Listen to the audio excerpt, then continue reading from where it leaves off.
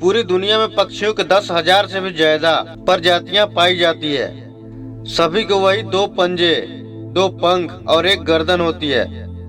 लेकिन इनमें से एक ऐसा पक्षी है जिसकी एक अलग ही पहचान है, जो आसमान का सीना चीरकर हजारों मीटर ऊपर 120 किलोमीटर प्रति घंटा की रफ्तार से उड़ता है, जो खुद से कई गुना अधिक वजन शिकार को भी अपने पंजों में दबोच कर उड़ जाता है।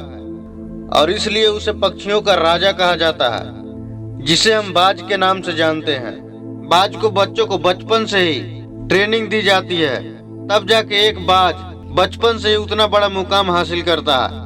अगर आप भी इस दुनिया में मुकाम हासिल करना चाहते हैं तो एक बाज को बाज बनने का पूरा सफर आपको जानना बहुत जरूरी है, क्योंकि 25 से 30 की उम्र आने के बाद लोगों को रिस्क लेने में भी डर लगता है।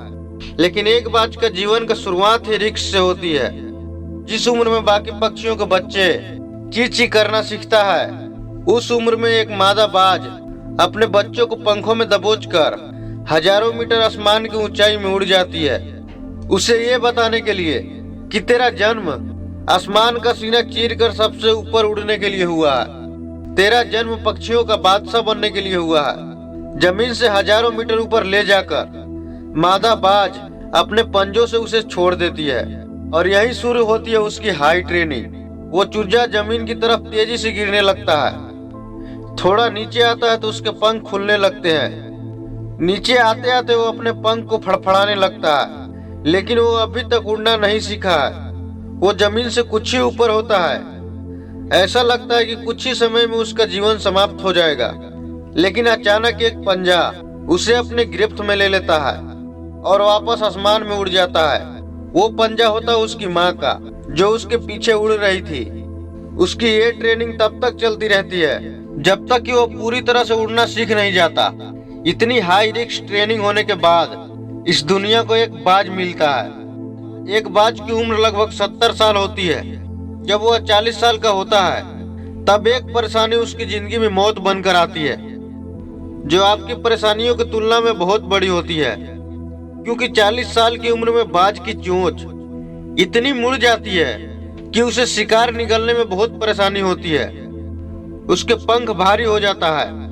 जब वो उड़ने के लिए पंख फड़फड़ाता है तो उसका पंख छाती में बार बार टकराता है, जिससे उड़ना बहुत मुश्किल हो जाता है। उसके पंजे लंबे और लचीले हो जाते हैं, जिससे वो शिकार को सही से नहीं पकड़ पाता।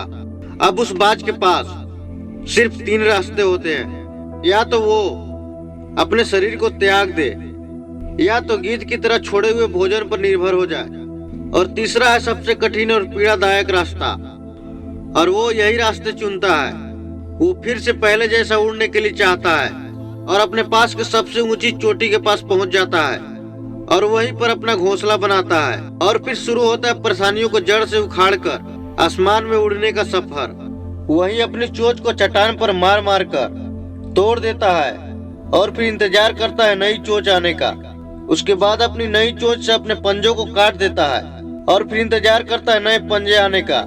और उसके बाद में अपने एक एक पंख को अपने शरीर से अलग करता है और फिर इंतजार करता है नए पंख आने का। और इस प्रक्रिया में उसे पूरे समय लगता है 5 महीने का। इस 5 महीनों की कड़ी तपस्या से एक बाज का पुनः जन्म होता है। वो फिर से तैयार हो जाता है आसमान का सीना चीर कर उड़ने के लिए। अब आप ध्यान से सुनना, जो 3 रास्ते बाज के पास थे वही 3 रास्ते आपके पास होते हैं। लेकिन कुछ लोग पहले रास्ते को चुनते हैं और परेशानियों के तले दबकर सुसाइड कर लेते हैं, और ज्यादातर लोग दूसरे रास्तों को चुनते हैं और वो परेशानियों को बोझ में पड़ते ही अपने लक्ष्य को छोड़कर नॉर्मल लाइफ जीने लगते हैं। और कुछ वो लोग भी होते हैं जो इस परेशानियों को लात मारकर अपनी मेहनत के दम पर बाज की तरह आसमान की बुलंदियों को छूते हैं।